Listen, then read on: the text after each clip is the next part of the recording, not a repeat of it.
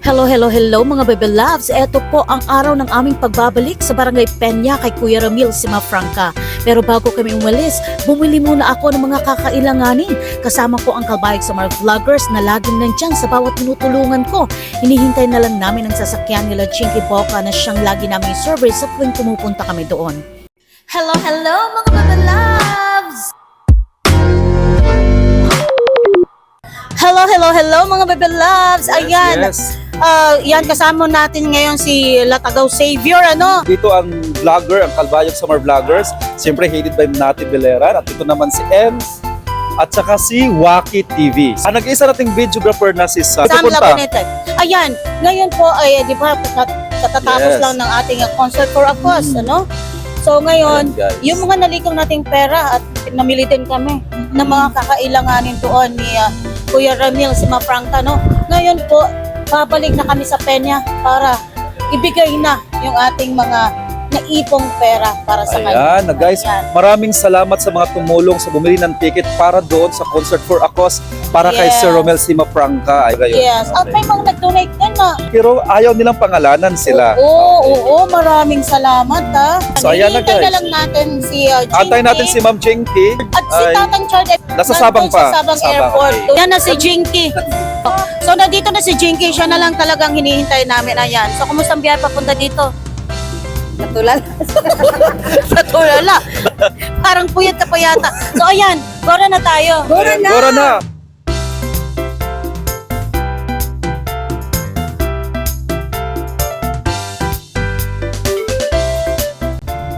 So ayan, yung sasakyan pa din nila Jinky Boca at Jun Boca, yung service namin pupunta ng Peña, no? So ayan, nagsisiksikan kami. Mainit ang panahon pero okay lang. Sana lang wag na ulit pumulan kagaya nung dati. Ayan. So first time nila Tagaw ngayon nakasama sa amin. Ayan na guys. So maraming salamat talaga doon sa mga tumulong, naging successful, sa mga nag-donate, nag-pledge. Grabe talaga ang tulong ninyo. Bumuhos talaga ang pagiging Pinoy na maging matulungin sa kapwa Pinoy. Ens, anong masasabi mo naman sa ating concert for a cause na naging successful?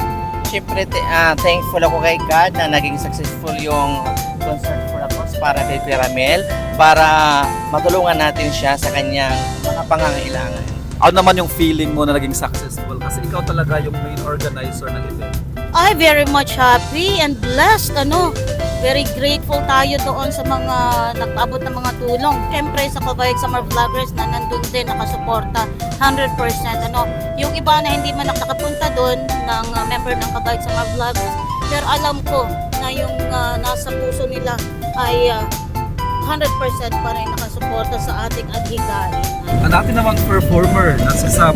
Nagpapasalamat po ako una-una sa Panginoon dahil natuloy yung concert for a cause para kay Kuya Ramel at saka di yun magiging successful kung wala yung mga banda na nag-volunteer tsaka di yun rin mangyayari kung wala din yung Summer Kalbayog Vloggers. Waki TV, anong feeling na naging successful? Andun ka, witness ka, di ba? So very happy nga kasi successful yung concert para kay Kuya Ramil. At naway sana gumaling na siya. Tuloy-tuloy lang recover niya sa health niya. At salamat sa lahat ng mga performer. Ang lulupit talagang angas. Mga idol yun lahat. So ngayon punta na tayo kay Kuya Ramil. Nagpapasalamat nga pala kami syempre sa walang humpay na pasasalamat sa Kamalik Resto Bar, no? Kay Sir Arnold Trane at Ma'am Irene Trane at syempre si Dayan sa pagpagamit ng venue na walang bayad. Diyos ko, at may discount pa tayo dun sa drinks. Naku, ang laking tulong. Ayan, ito muna yung chika namin kasi mamaya, naku, hindi natin alam kung anong magiging reaksyon ni Kuya Ramil Simafranca sa aming pagpabalik. Ayan, see you mamaya.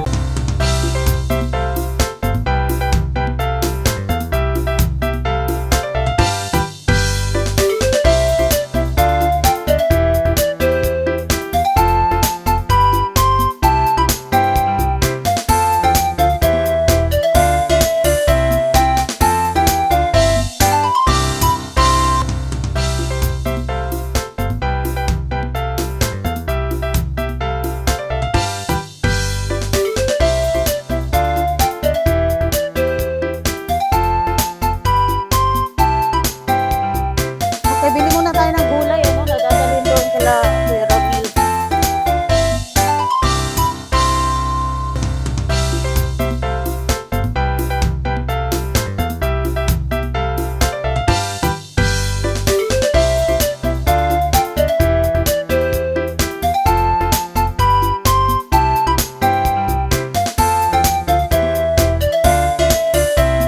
Ayan na guys, andito kami ngayon sa may tindahan ng gulayan kung saan ay bumili nga kami nito. Ito po. Para po doon kay Sir Ramel. Ayan, daming gulay nito guys. Ayan. Yes. So ito na. So, Ayan, nakabili na kami ng mga gulay talaga, no? Para doon kasi mahirap daw doon mamili doon sa lugar nila. Kaya ayan, binili na po namin ng mga gulay at iba pang kakailanganin doon. ayun. Ayan. So, ayan, napakahati ko talaga.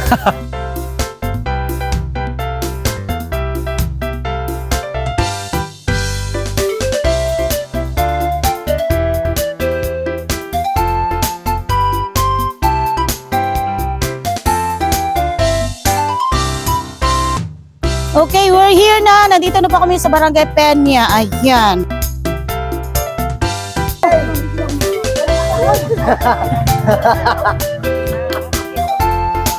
So ayan, nandito na tayo again sa bahay ni Kuya Ramil sa mga Franco. Naku, ang dami namin dala. Matutuwa si Kuya Ramil.